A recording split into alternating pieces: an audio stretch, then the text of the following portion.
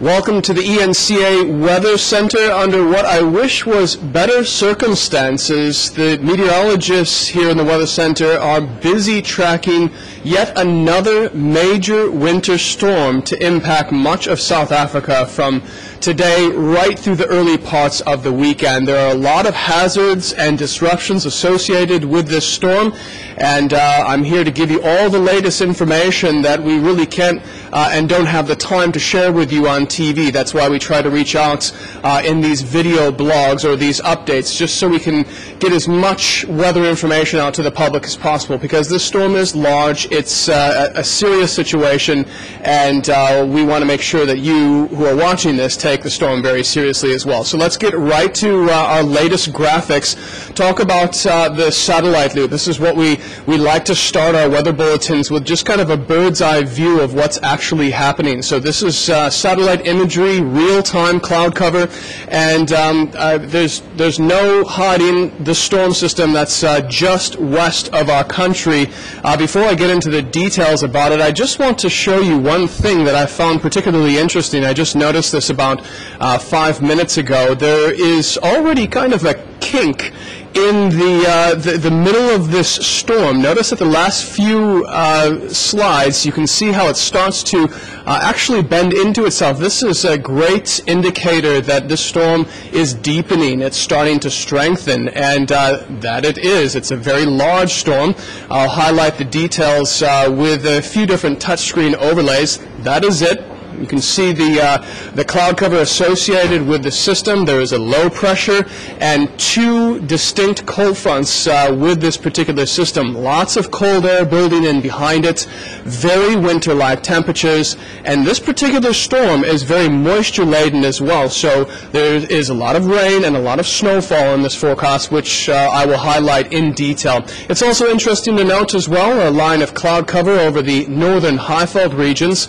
That is already creating a few thunderstorms from Lesotho all the way to the Durban coast. Here's the details of the storm. Ahead of our cold fronts, we have very strong north to northwesterly winds, and you combine that with the very dry air in place, and runaway fires are a very distinct possibility through the day and right into the early parts of the weekend. Here comes our cold fronts, overspreading very chilly temperatures. The possibility of flooding exists, and heavy disruptive snowfalls, especially for the higher elevations of the western and northern Cape. Cooler temperatures start to slide eastward across the country before it invades the northern Highveld regions by Saturday. That's right, Johannesburg, expect a cool down in your forecast. Here's a look at the latest weather alerts from the South African Weather Service. We'll start with a warning for heavy rain that could lead to localized flooding. Anywhere you see that shading of red, we have the possibility of 50 millimeters or more within the next 24 hours. Remember, this is a very saturated environment. We've had above average rainfall this winter already, so the environment in the ground is very, very wet. So any additional rainfall on top of this could create localized flooding, especially in the urban areas. So we're going to keep a close eye on that for you in the eNCA Weather Center. Our other concern would be disruptive snowfall. Significant snows are possible across the high elevations of the western and northern Cape. This is from this evening right through Friday, finally starting to taper down by Saturday afternoon.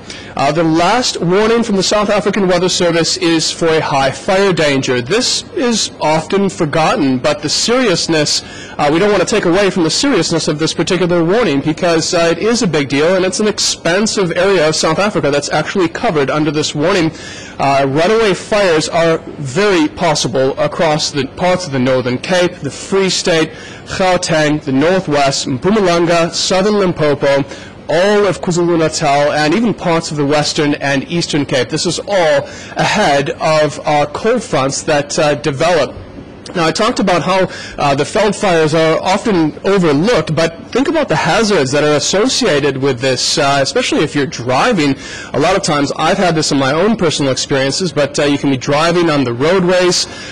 This occurred to me between basically Pietermaritzburg and Durban on the highways there, that one of the fires actually locked in some smoke on the highway, and all of a sudden you went from clear visibility to very bad visibility. So obviously this is a major concern, not to mention mentioned, fires are dangerous in their own right. Now, we have favorable conditions for felled fires today as well, and right through Friday. Strong winds, as I've already shown you, very high temperatures, soaring to the middle and upper 30s in some locations. We have a very low humidity in the atmosphere as well, and on top of that, we've already had dry vegetation across the high-felled regions at the moment. So, on top of our high felled fire danger, we have the possibility of flooding, and this is why. This is our super microcast rainfall accumulations over the next 48 hours, and we've highlighted an area close to Cape Town that would be just east of the mother city. You can see that shade of red and purple. That is rainfall in excess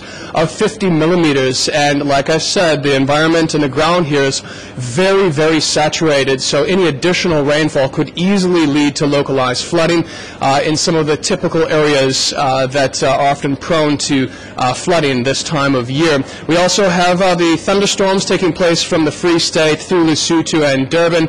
It is possible that any one of those slow-moving storms creates 50 millimeters of rain over the next 24 hours as well, although a warning does not exist within that region. So the best advice that I can give you, if you do have to travel, turn around, don't drown. This is actually a phrase that's used in the United States, but it means a lot.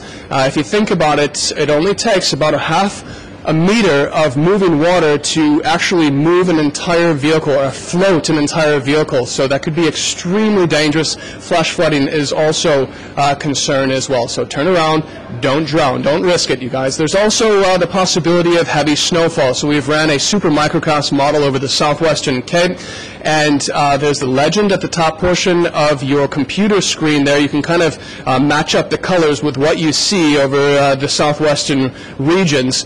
The mountains east of Cape Town, between Worcester and Paarl, and the southern sections of the northern Cape could easily experience 25 centimeters of snowfall over the next couple of days. Even the possibility of snow exists near the Beaufort West region.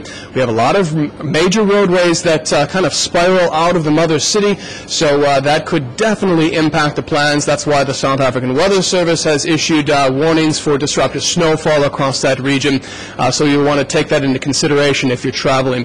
And last but not least, if you recall, about 2 weeks ago we had snow on top of Table Mountain, and a lot of people are wondering if this will be a repeat of what we experienced at the end of August. And the eNCA meteorologists and I have been closely monitoring this, and we've been debating whether or not it's possible.